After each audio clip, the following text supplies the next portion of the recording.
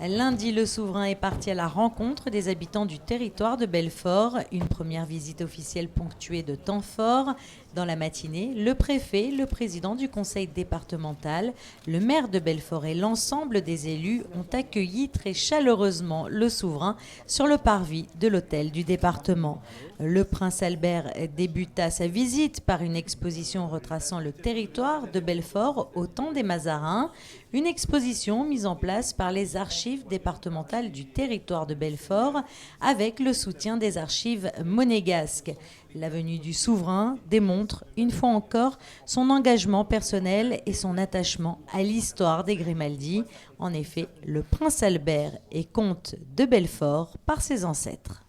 En 1659, alors qu'il prépare son mariage, Louis XIV remet au cardinal Mazarin un cadeau, une récompense pour service rendu, à savoir un ensemble de terres en toute seigneurie, donc les comtés de Belfort, Ferret, Isenheim, Tatann, Altkirch.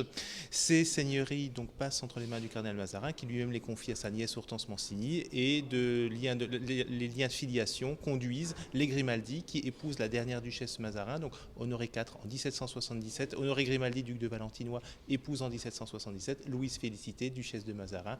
Honoré IV montera sur le trône de Monaco en 1814. Après un déjeuner donné en l'honneur du souverain à l'hôtel du département, la visite s'est poursuivie sur les terrasses de la citadelle du Lion de Belfort. Le Lion n'avait jamais été inauguré.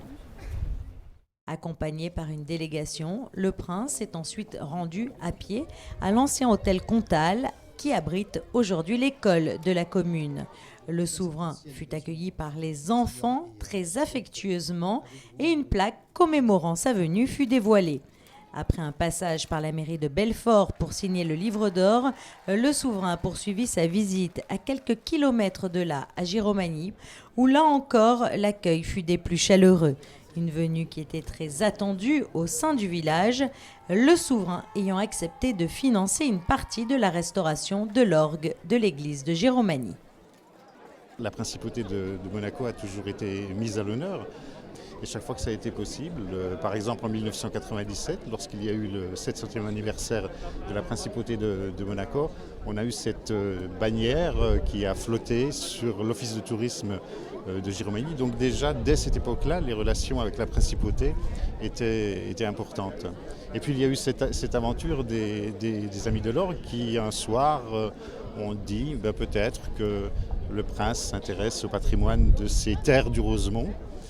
Et ils ont demandé par une lettre si le prince souhaitait suivre la restauration de cet orgue Verschneider de l'église Saint-Jean-Baptiste. La réponse positive du prince les a enchantés. Des liens très forts unissent donc la principauté de Monaco au territoire de Belfort. Le souverain a d'ailleurs pu entendre retentir l'orgue lors d'une cérémonie donnée en son honneur à l'église de Giromagny, où une plaque Parvis des princes de Monaco fut là aussi dévoilée. Le prince Albert termina sa visite en se rendant sur un site historique, le parc du Paradis des Loups.